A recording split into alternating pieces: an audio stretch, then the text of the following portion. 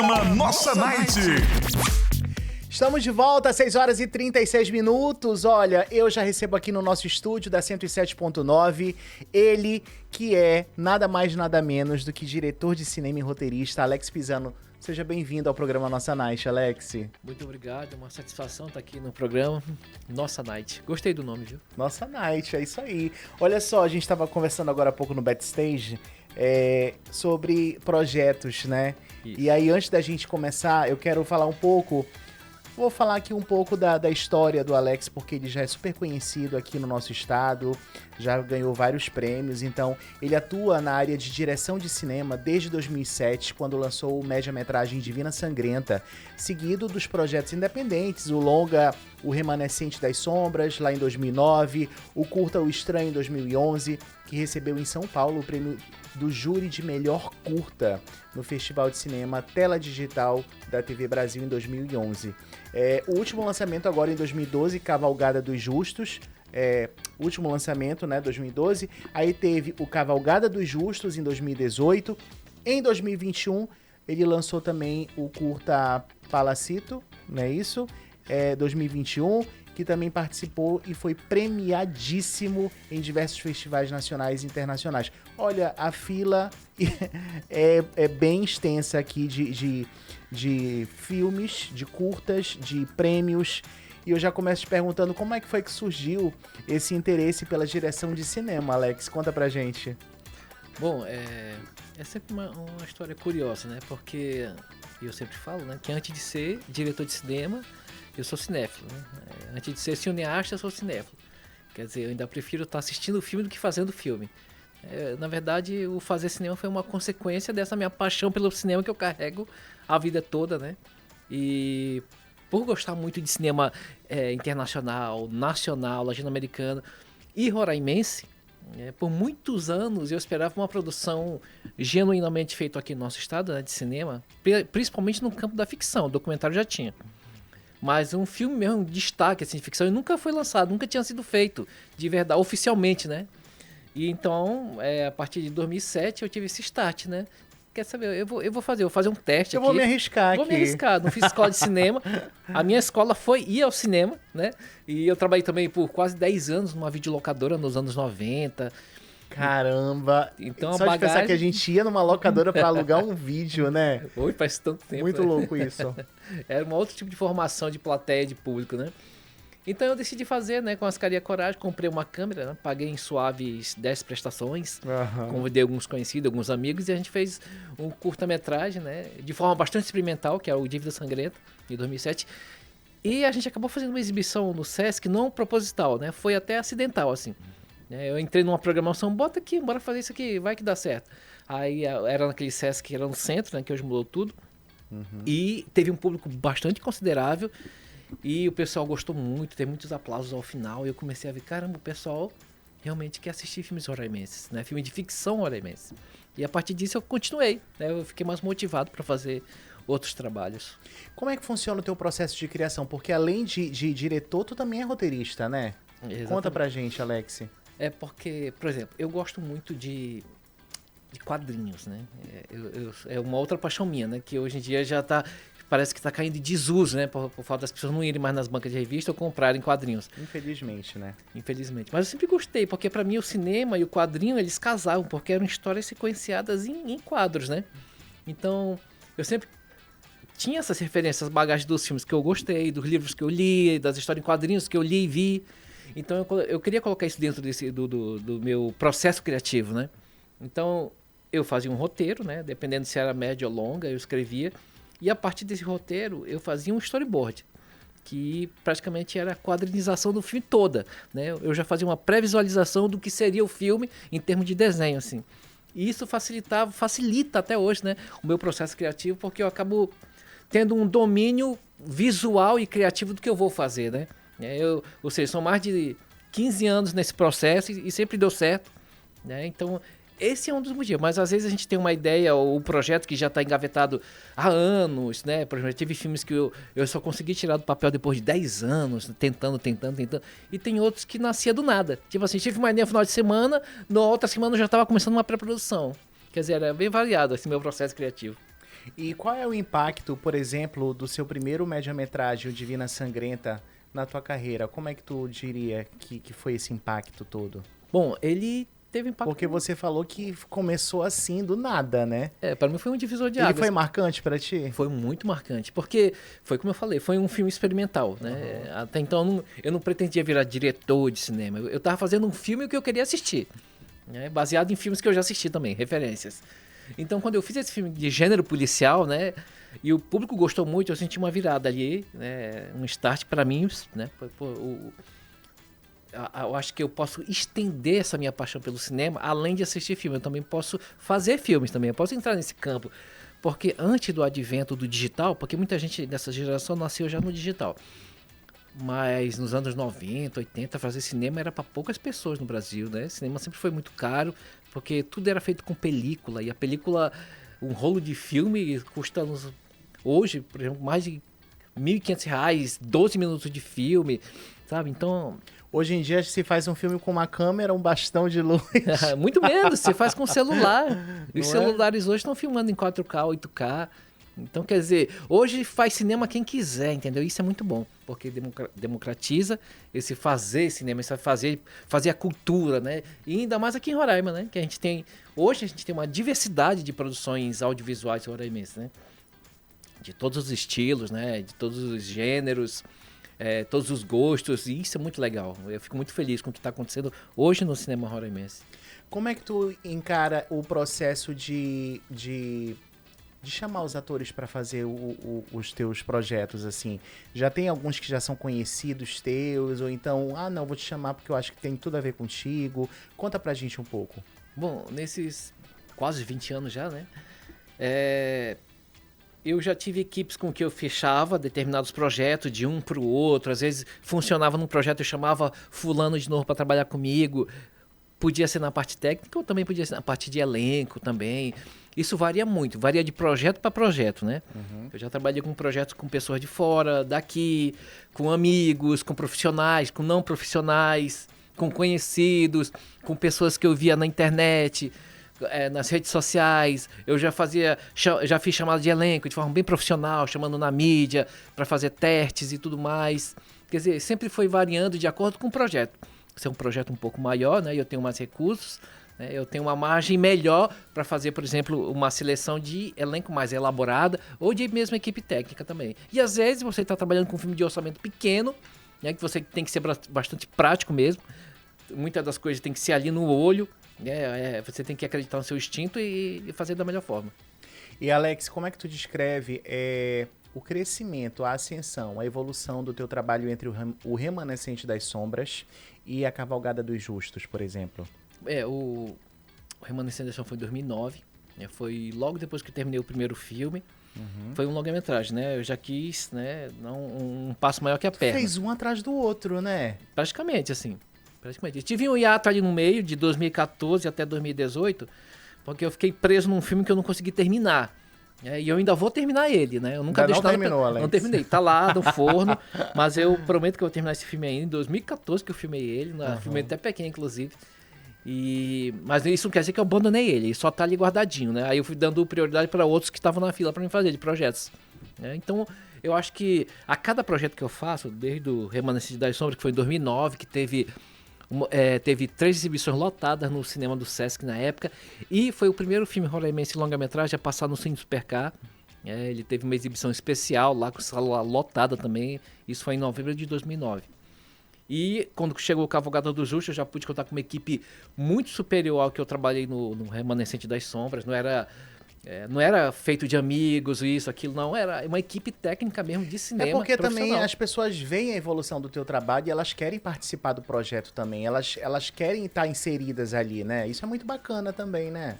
No decorrer desse tempo, eu fui trabalhando com muitas produtoras diferentes, né? Em parceria.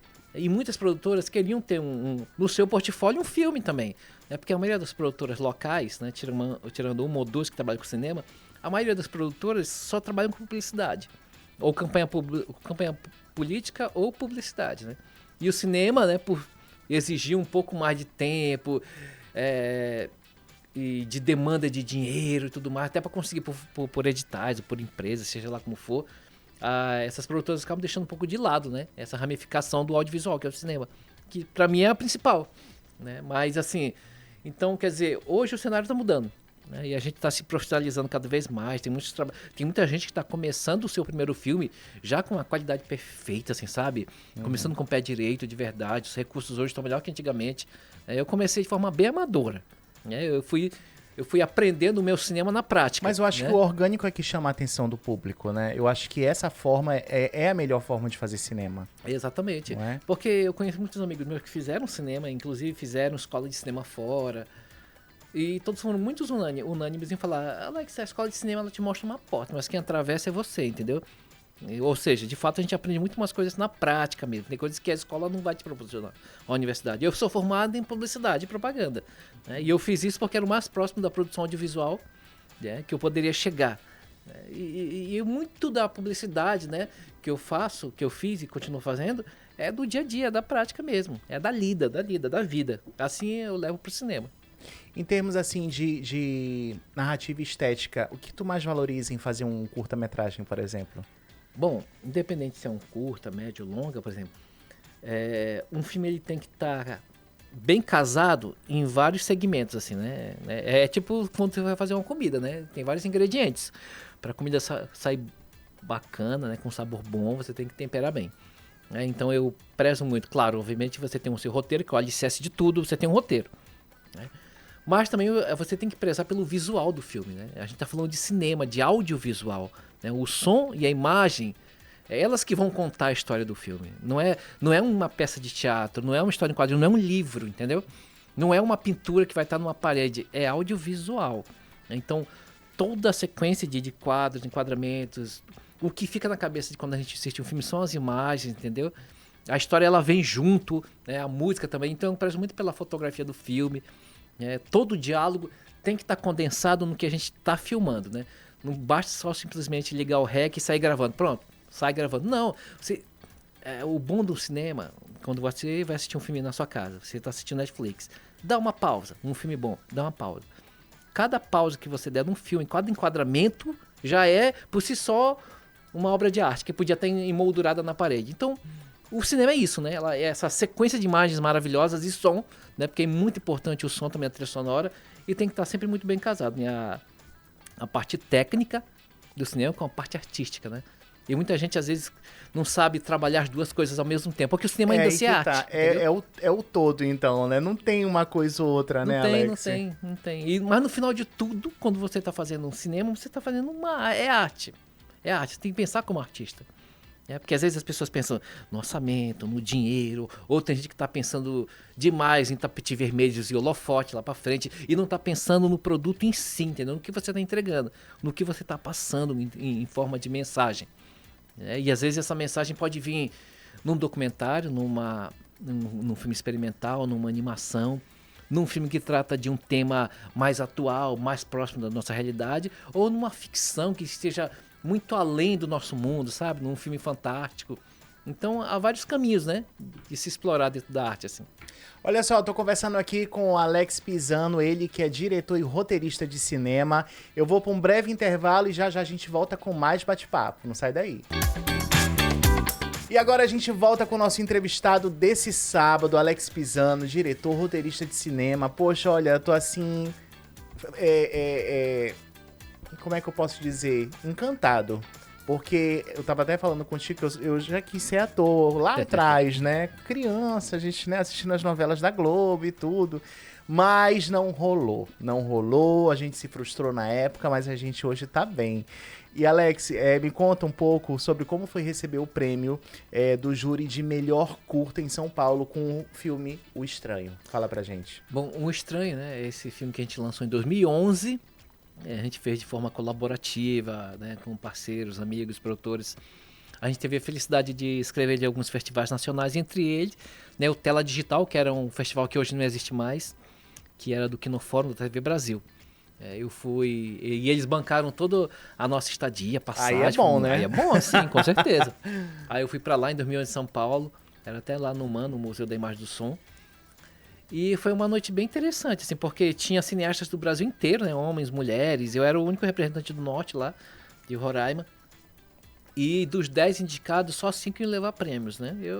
Eu para mim, só de estar entre os 10, eu já me sentia um vencedor ali. Com certeza. Do Brasil inteiro, nossa. E o meu filme sendo exibido nacionalmente 3 vezes pela TV Brasil, já estava maravilhado.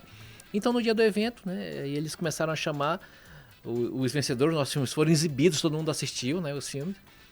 E quando chamaram a gente, né, destaque do júri para Alex Pisano, por Estranho, nossa, eu fiquei sem acreditar. Né, é a primeira vez que eu ganhava um prêmio pelos meus filmes, né, um prêmio de cinema, ainda mais em São Paulo, assim.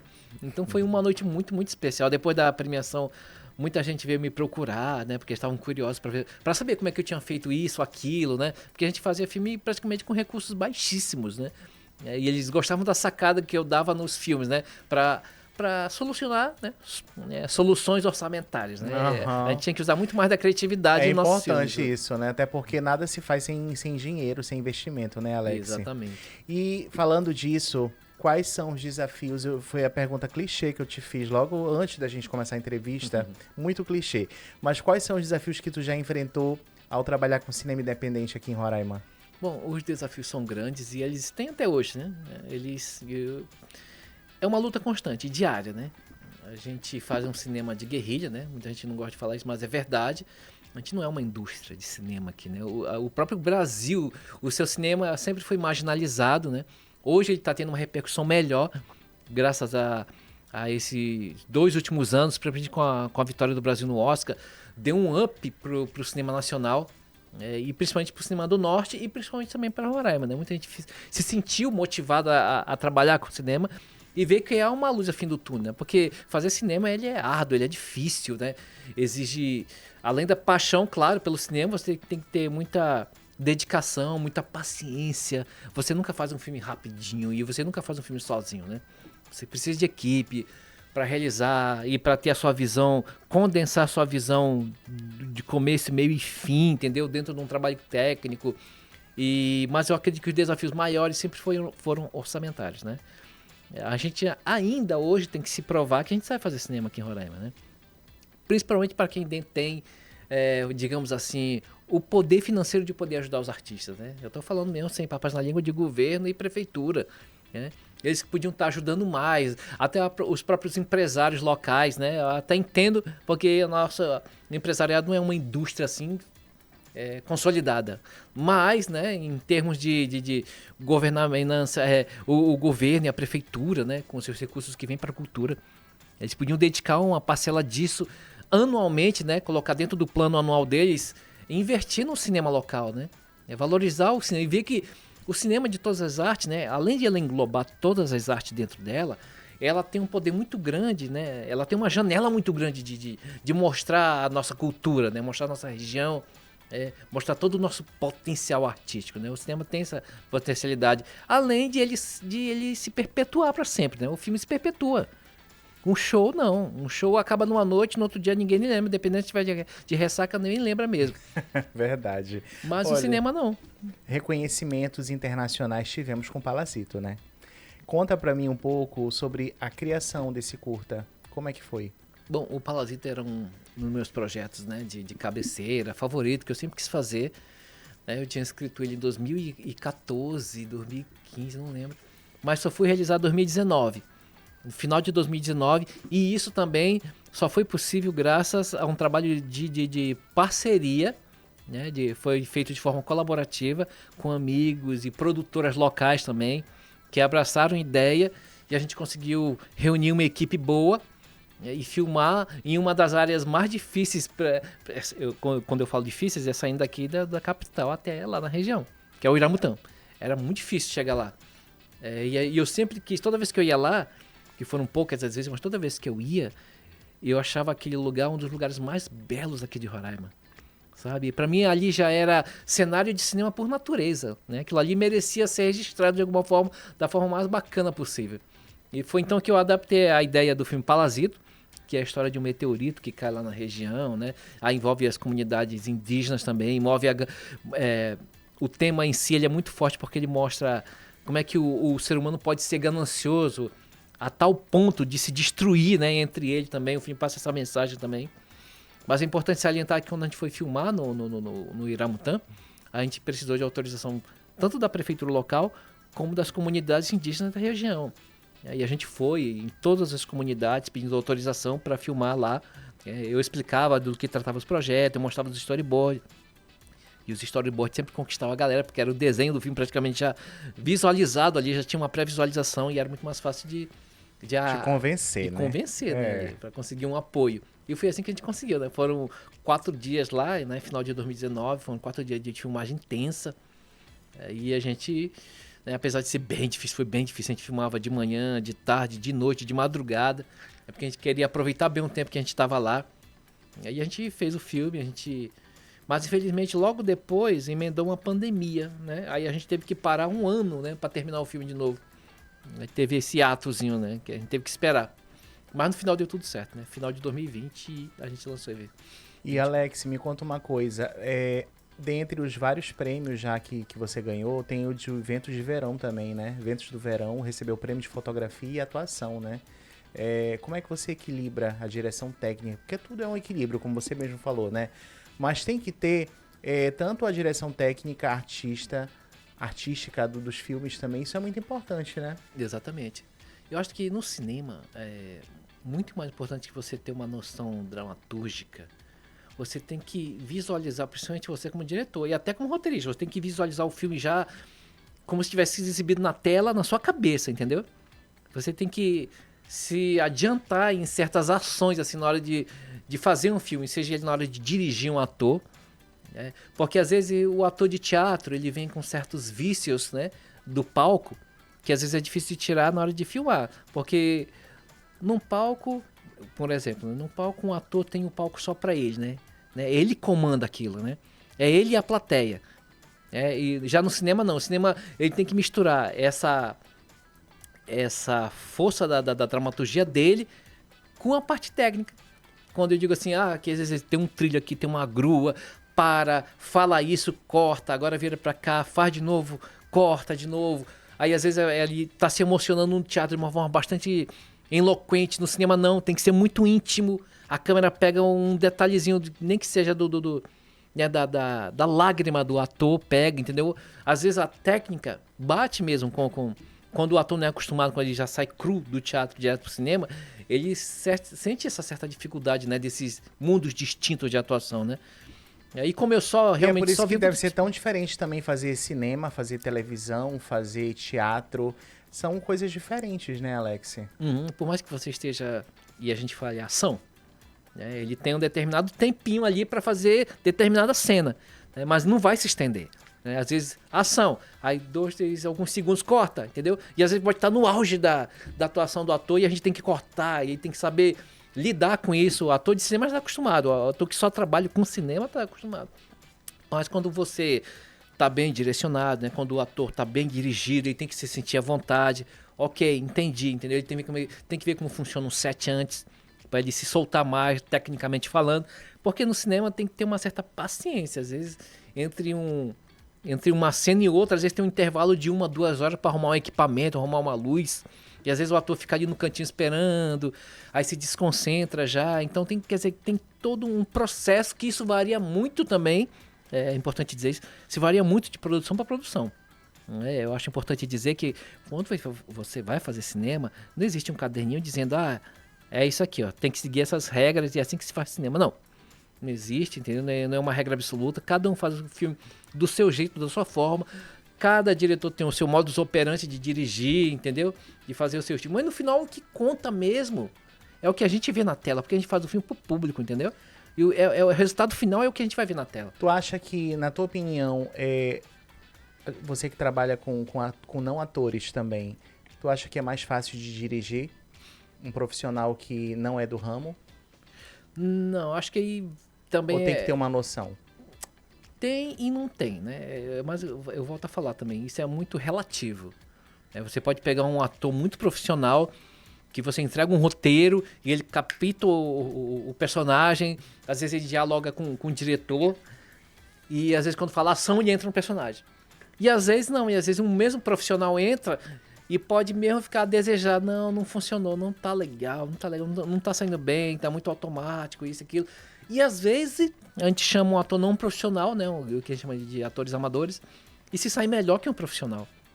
E às vezes é vice-versa. Às vezes o profissional vem e mostra realmente do que ele é capaz. Assim, caramba, eu fico impressionado. E às vezes vem alguém de fora e mostra também que nunca trabalhou com cinema. Alguém vem de fora e mostra um talento, se descobre um talento ali na hora que a gente tá gravando. Caramba, olha só como é bom ator. Ou realmente mostra, não, tá constrangedor, não rolou. Não rolou, não chama mais. Acontece também, Acontece né? muito, o tempo todo, entendeu? Olha só, me conta um pouco das tuas inspirações. O que é que te inspira de referência cinematográfica que influencia assim, no teu estilo de direção? Olha, eu fui criado assistindo filmes da Sessão da Tarde, né? Ah, eu também. Por exemplo, eu não gostava de... Aquelas bobajadas, né, da Sessão da Tarde. Muito. É porque antigamente não existia, né? Netflix, não existia nada, não existia internet, não tinha YouTube. Lagoa Azul foram 15 vezes, 30 vezes que Nossa. passaram na Globo. Não, Lagoa Azul, De Volta para o Futuro, sabe? Então, quer dizer, eu não gostava nem de ir pra rua brincar, eu gostava de ficar em casa assistindo TV.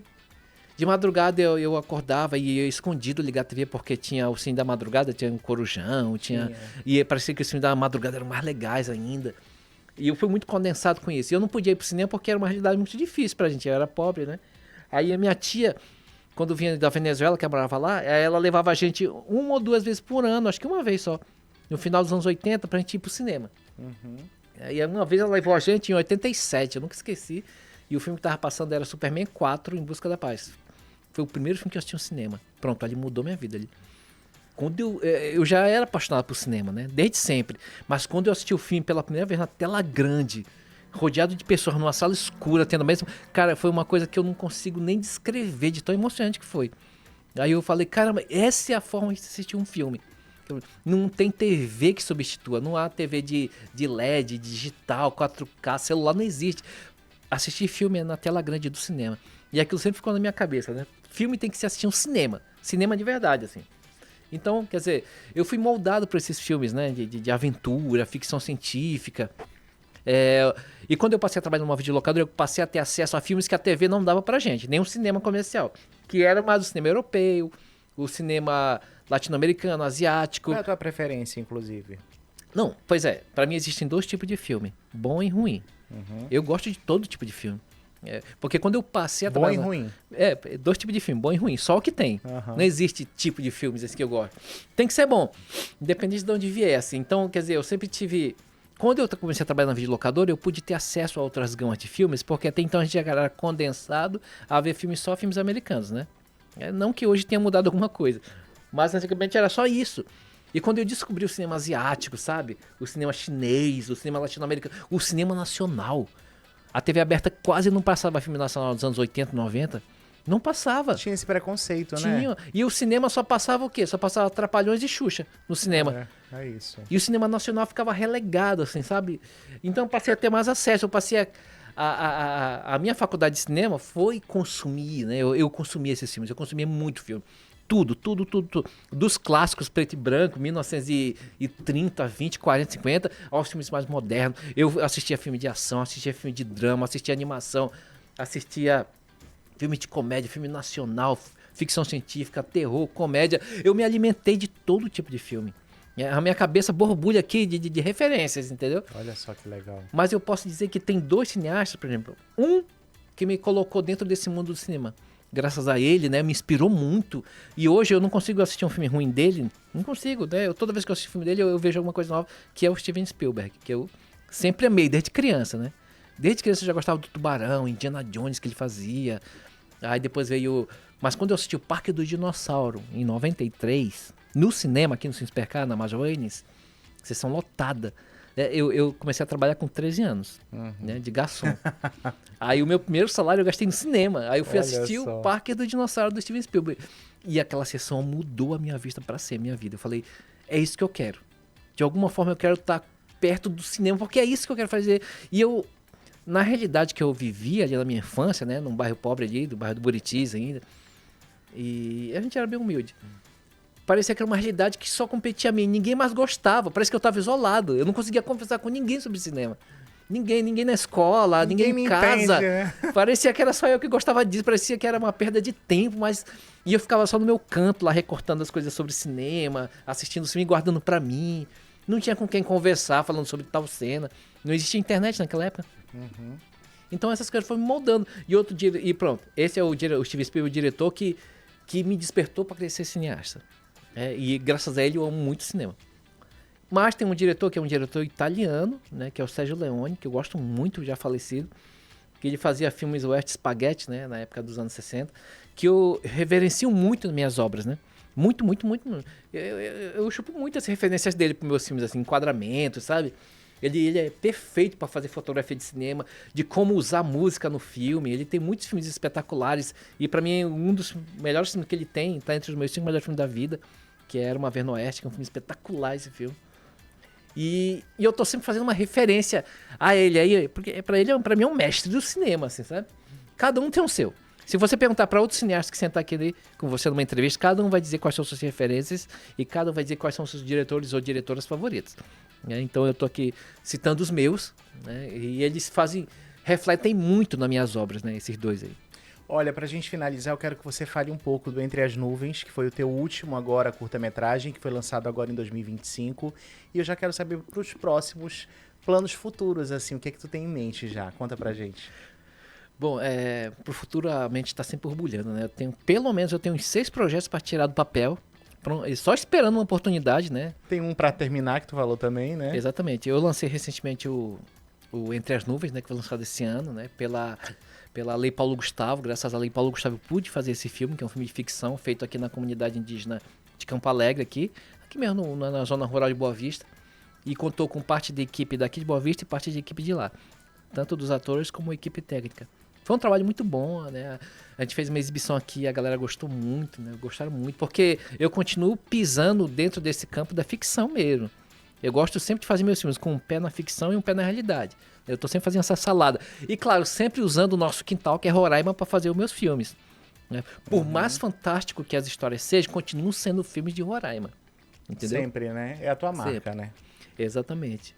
E esse filme, ele tá rodando agora, nesse momento, em vários festivais pelo Brasil.